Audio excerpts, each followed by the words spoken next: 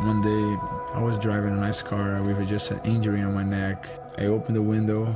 On that moment, a guy who was in a skate with no legs, he was saying, "Victor, you know, many people that drive by here, they think I'm worthless because I don't have pair of legs. But I can guarantee you, Victor, I'm more happy than many people that drive big cars, they drive by here. I got Jesus, and Jesus can transform your life." My heart was getting hard and started getting bitter. I started praying. I started strong fire with God, and He spoke to my heart, saying, "Son, it doesn't matter how you look and how you think your life with God. My heart is so peaceful. I can see now that through that tribulation, I'm a new man, I'm a strong man, I'm mature. I'm not perfect, I still struggle with many things." Então, para Jesus entrar na sua vida, você tem que abrir a porta do seu coração. Senão ele nunca vai entrar. My name is Vitor Belfort, and I am second. There's probably not a lot of guys that need the Lord any worse than a race car driver. It gets intense. Turn.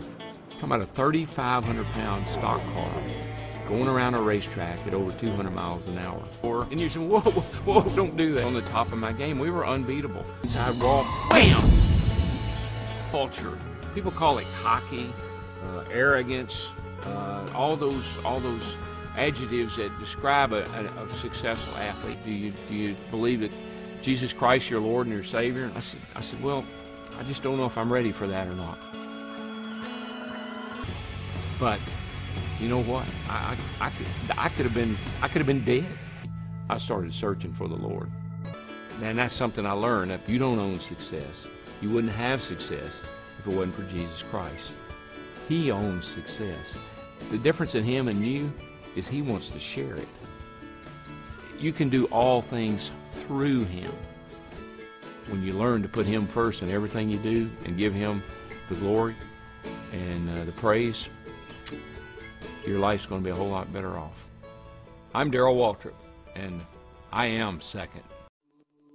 There's so many things that the world signifies as success. It involves winning, it involves Heisman trophies, it involves All-Americans, it involves lots of money, getting paid, going to NFL.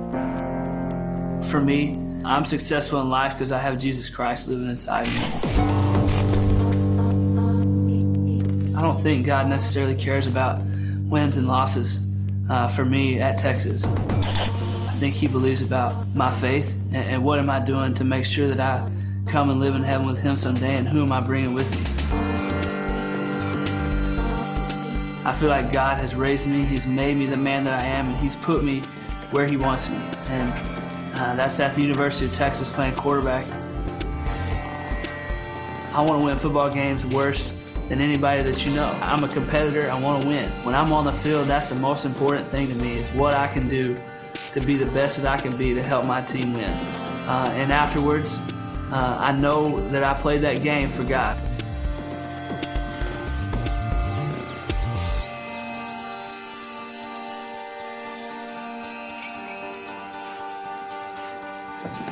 Having a personal relationship with Christ is probably the biggest decision that any of us will make.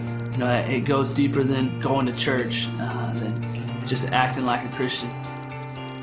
If one of my teammates comes up to me and asks me, "Hey man, how do I get to heaven?" I think that is a huge open door of opportunity to sit down and open up the Word, pray with them, and say, look man, anybody can get to heaven. All you gotta do is have Christ living inside of you. That's what I strive to get across to all my teammates, that God is love, man. God is awesome. And He's there for you. You need Him right now more than any other time in your life, because it's right now. It's not in the future. It's not in the past. It's right now. Guys who decide that, you know what, it's not for me right now. Someday when I'm done with this and I'm done having fun, I'm going to pray to God, and He's going to forgive me, and I'm going to get back on track with Him. Now that's not the attitude that we're called to have. We are called to be followers of Christ. I'm definitely not perfect. I have my ups and downs, I make mistakes, but at the same time, nobody is. Jesus Christ was the only man who was perfect on this earth, and he's the only man that will ever be perfect. So I don't want you to remember me as the guy who made great plays on the football field, as the guy who made a great pass for a winning touchdown, who made this great drive at the end of a game. I want you to remember me because I was here for you. I want you to remember me because we sat down and had Bible studies together, and you came to know Christ better. When I think of Jesus Christ, I think of a warrior, but I also think of a servant, and that's what I strive to be. I'm Cole McCoy, and I am second.